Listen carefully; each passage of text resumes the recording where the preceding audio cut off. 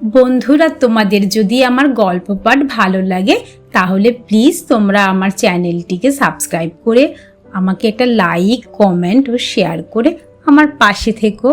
আমি তোমাদের রোজ নিত্য নতুন গল্প শোনাবো। চোখ খুলতেই দীপ দেখলো ঘড়িতে 8:30 বাজে। তাড়াতাড়ি করে উঠেই মা মা বলে চিৎকার করলো। তোমার বোধবুদ্ধি কবে হবে মা? কাল রাতে বারবার করে ডেকে বললাম যে আমাকে 7টা নাগাদ ডেকে দেবে, 8টার মধ্যে খেয়ে বেরোবো আমি। ধুস, কত দেরি হয়ে গেল। চাটা দাও তাড়াতাড়ি। শুনলো কি শুনলো না সেদিকে মোটেই খেয়াল নেই দীপের। ও বকে চলেছে, মুখের সামনে ফোনটা ধরেই বলে চলেছে। আতশোয়া হয়ে মোবাইল ওপর নিচ করে চলেছে। ওকে দেখে সত্যিই বোঝার উপায় নেই যে ওর বেরোনোর তাড়া আছে। মাকে ডেকেছে মানে ও নিশ্চিত মা এসে 1 কাপ চা দিয়ে যাবে। রোজই সেটা হয়, আর তাকে ঘিরেই যত আশা, আবদার, ভরসা। মোবাইলে চোখ রেখে মা মা ডেকে মিনিট 15 বোধহয় কেটে গেছে, তখনও আতশোয়া দ্বীপের খেয়াল হয়নি যে নমিতা ঘরে আসেননি। মোবাইলের এমনই মাহাত্ম্য, কিভাবে যে দিনরাত এক হয়ে যায় বোঝাই যায় না। ধুস, মহিলার যে কবে সেন্স হবে বলেই উঠে পড়ল দীপ। ঘড়িতে তখন 8:50। কখন চা খাবে, কখন ভাত খাবে, কখন বেরোবে? তাড়াতাড়ি করে ঘর থেকে বেরোতে গিয়ে দেখলো দীপ সরাসরি রান্নাঘরের দরজাটা বন্ধ। তার মানে নমিতা নেই রান্নাঘরে। দীপ এই 20 বছরের জীবনে হাতে গুনে কয়েকদিন সকালে রান্নাঘর বন্ধ দেখেছে। অষ্টমী, সরস্বতী পুজো, পাড়ার শীতলা পুজো, ব্যাস। এছাড়া খুব শরীর খারাপেও মাকে চাল ডাল সেদ্ধ করার জন্য ঢুকতে দেখেছে দীপ রান্নাঘরে। কি হলো কেসটা? মনে মনে ভেবেই মায়ের ঘরের দিকে উকি মারল দীপ। সেই ঘরেও দরজা বন্ধ। বাবা অফিস বেরিয়ে গেলে অবশ্য দরজা বন্ধই রাখা হয়, সেটা অবশ্য বিড়ালের উৎপাতে। বাথরুমে দেখতে যাবে, তখনই বোনের ঘরে কথা বলার শব্দে উকি মারল দীপ। সাধারণত বোন বড় হওয়ার পর থেকে ওর ঘরে যখন তখন উকি মারা বা ঢোকা এসব করে না দীপ, এটুকু মানতেই হয়। কথার আওয়াজ পেয়ে আজ তাড়াতাড়ি ঢুকলো বোনের ঘরে। দীপা তখন কাঁধ দিয়ে ফোনটা চেপে ধরে সবুজ সালোয়ারের ওপর একে একে বিভিন্ন ওড়না ফেলে দেখছে কোনটা মানায়।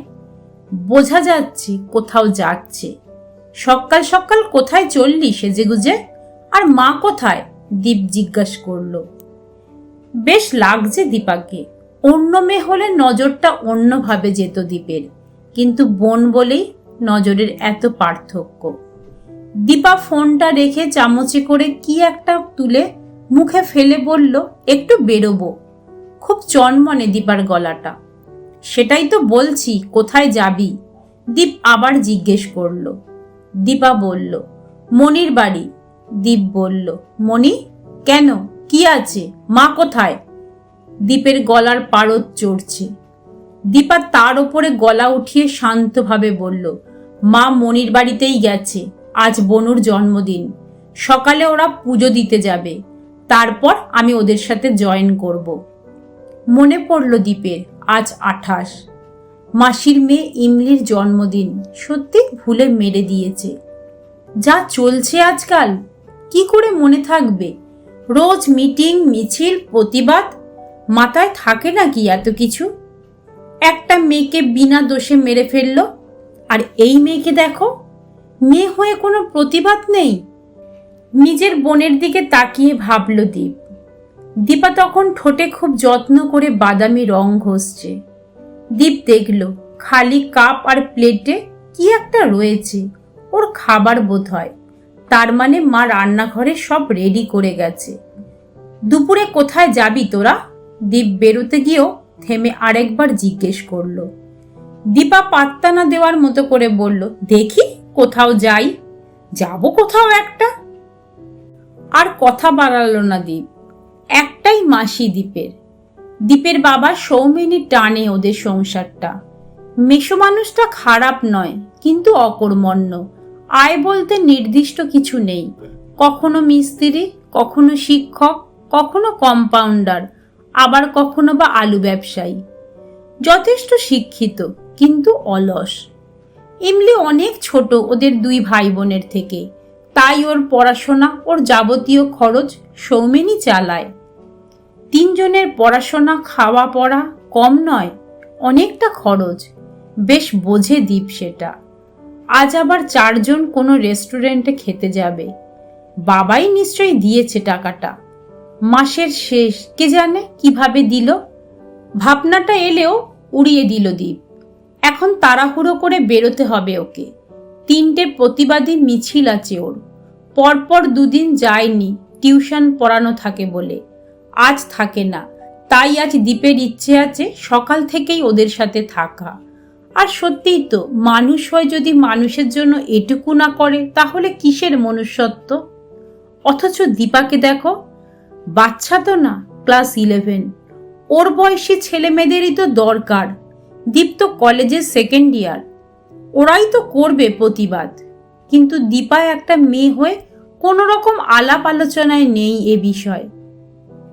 রান্নাঘরে ঢুকতেই দীপ দেখল সব শুকনো, না 1 কাপ চা, না কিছু। তাহলে দীপা কি খাচ্ছে? চা আর ওটস মনে হলো। বোন, এই বোন, চিৎকার করে ডাকলো দীপ। দীপা ছুটে আসতেই দীপ বলল, মা কি সকালে কিচ্ছু বানায়নি? দীপা হেসে বলল, না না, সময় কোথায়, কোন সকালে বেরিয়েছে, বাবারও আগে। বাবাকে তো আমি চা আর ওটস করে দিলাম, আমি নিজেও নিলাম, বলে দীপা চলে যাচ্ছিল। আমার জন্য চা আর কিছু একটা করে দে, আদেশের সুরে বলল দীপ। দীপা যেন প্রস্তুত ছিল এটার জন্য। মুখ ঘুরিয়ে সাথে সাথে বলল, নিজে করে নে, আমার ম্যাথ টিউশন আছে, সেখানে পড়ে তারপর যাব মনিদের ওখানে। দীপের মাথা গরম হয়ে যাচ্ছিল। একেই তো কত দেরি হয়ে গেছে, তারপর না খেয়ে ঠিক আছে, কিন্তু সকালে গরম চা না পেলে তো বাথরুমও অকেজো হয়ে যায় ওর। পেট ভার লাগে। সারাদিন রাস্তায় রাস্তায়। বোনকে একটু অনুরোধ করবে ভেবেও পারল না। আদেশের সুর যেন আজকাল রক্তে মিশে গেছে। যবে থেকে কলেজের 2য় বর্ষ হলো, 1ম বর্ষের সাথে এভাবেই কথাবার্তা চলে ওদের। পরে পড়তে যাবি, আগে চা করে দে আমায়, বলেই ফেলল দীপ। দীপা প্রায় নিজের ঘরে পৌঁছে গেছে। সেখান থেকেই মুখ বের করে বলল, মা পেয়েছিস নাকি আমাকে, যা বলবি মেনে নেব। দীপের মাথা আরো গরম হয়ে গেল। রেগে বলল, মা সামনে থাকলে মাকেই করতে হতো, সংসারে যার যেটা কাজ তাকেই করতে হবে। তুই মেয়ে হয়েছিস, বাবাকে চা করে দিয়েছিস, দে আমাকেও, আমি বাথরুম যাব। তোমার জন্যই আজ দাদার এই অবস্থা। বেশ করেছে, মুখ করেছে, তোমার শিক্ষা হওয়া উচিত। আর একটু ভরসা করো ওকে। আজ তোমাকে জ্বালাচ্ছে, কাল অন্য বাড়ির একটা মেয়েকে জ্বালাবে।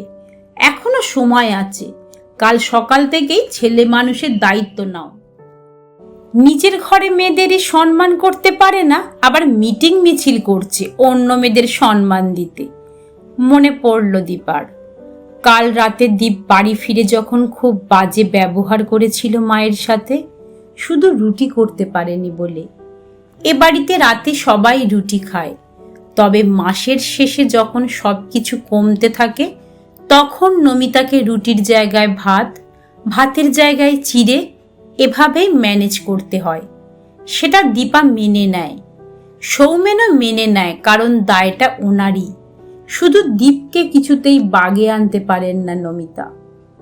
মেনুতে একটু এদিক ওদিক হলেই ওর মাথা গরম হয়ে যায়। ওর মনের মতো না হলেই দীপা বারবার দেখেছে মায়ের সাথে কি বাজে ব্যবহারটাই না করে দীপ। আর নমিতা চুপচাপ সেটা সহ্য করেন, সেটাই ওনার দোষ। আর প্রথম থেকে কিছু বলেননি বলে দীপ আরো পেয়ে বসেছে। কাল রাতে রুটি হয়নি বলে ধাক্কা মেরে ভাতের থালাটা সরিয়ে উঠে গেল। সৌমেন ডাল মাখা ভাতটা খেতে খেতে বলল, ছেলেটার জন্য না হয় 4টে রুটি করতে।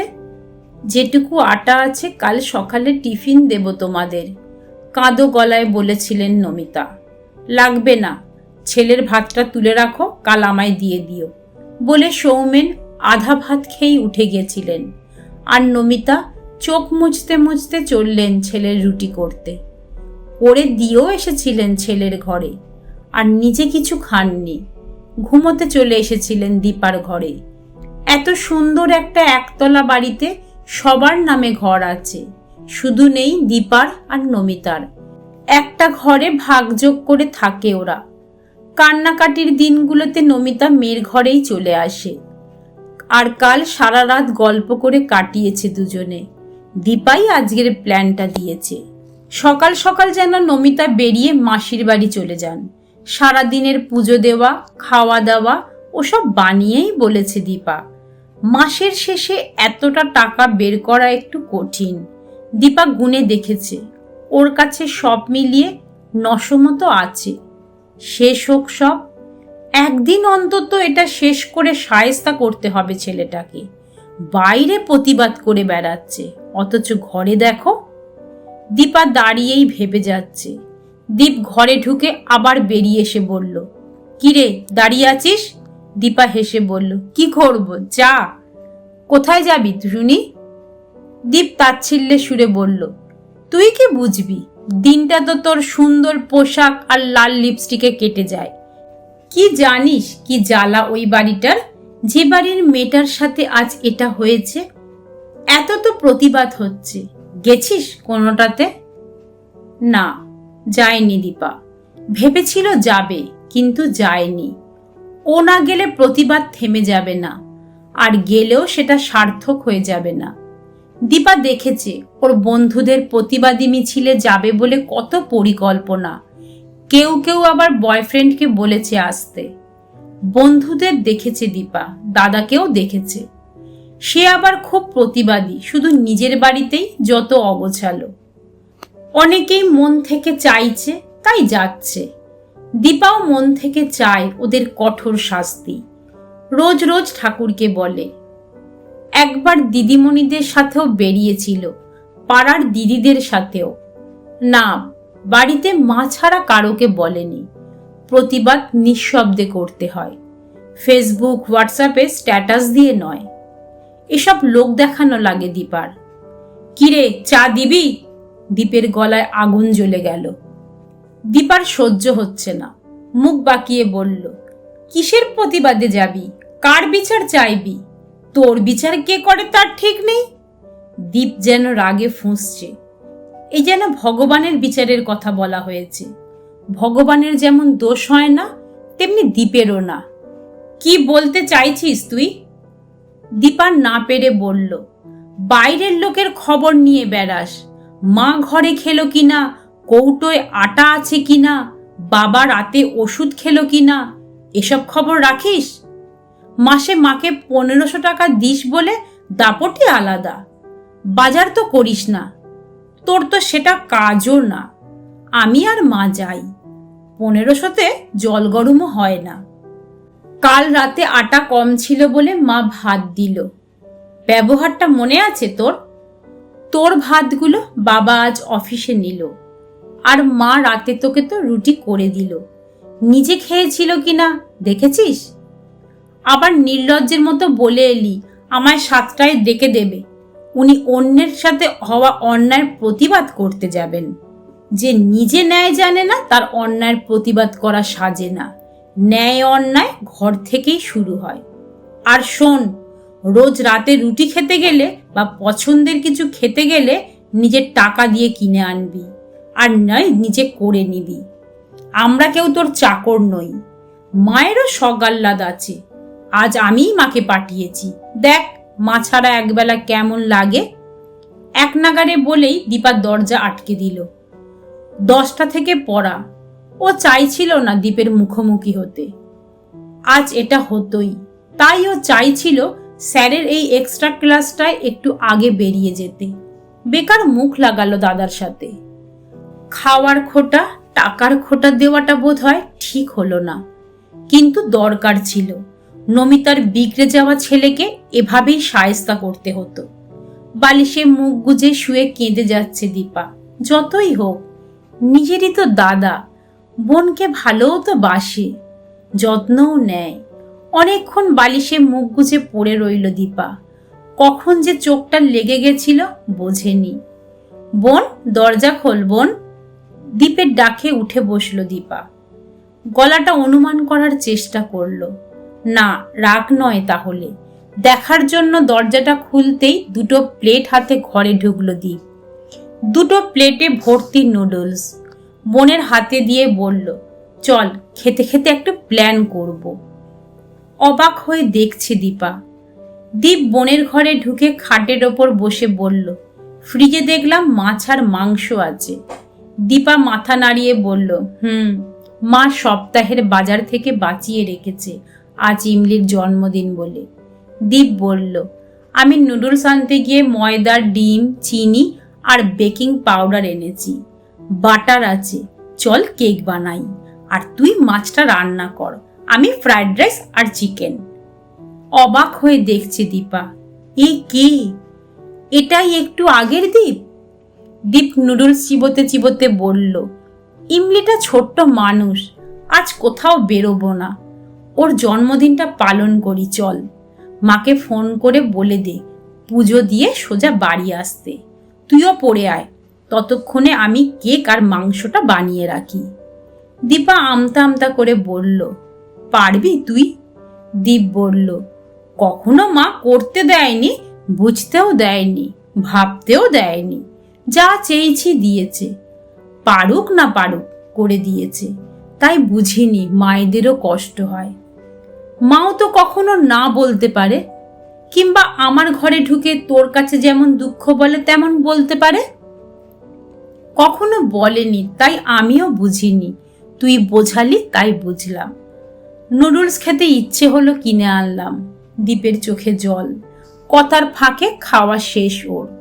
নে নে পড়তে যা, তাড়াতাড়ি ফিরিস। দীপ যেতে গেলে দীপা ডেকে বলল, দাদা। কিছু একটা ছিল ডাকটায়। দীপ দাঁড়ালো। দীপা সরি বলতে গেলে দীপ এসে বোনের মুখ চেপে মাথা নেড়ে বলল, অন্যায়ের বিচার ঘর থেকেই হোক। এতদিন বুঝিনি, আজ যখন তুই বুঝিয়ে দিলি, আজ দিনটা ঘরেই প্রতিবাদ হোক, তবেই তো কাল বাইরের প্রতিবাদটা সার্থক হবে। দীপা পেছন থেকে জড়িয়ে ধরল দাদাকে। বহু বছর পর সেই ছোট্ট বেলার মতো বলল, আজ পড়তে যাব না, রান্নাঘরে চল, তোর অভ্যেস নেই, যদি কোনো বিপদ হয়। হেসে ফেলল দীপ। একটু আগের সেই রাগী মেয়েটা, ও জানে বড্ড ভালোবাসে মেয়েটা ওকে, তাই তো সঠিক শিক্ষাটুকু দিল। সত্যিই তো, ঘরই যদি ভালো না থাকে, পরকেও ভালো রাখা যায় না। কলমে অনিন্দিতা মুখার্জি সাহা, পাঠে চৈতালি সেন।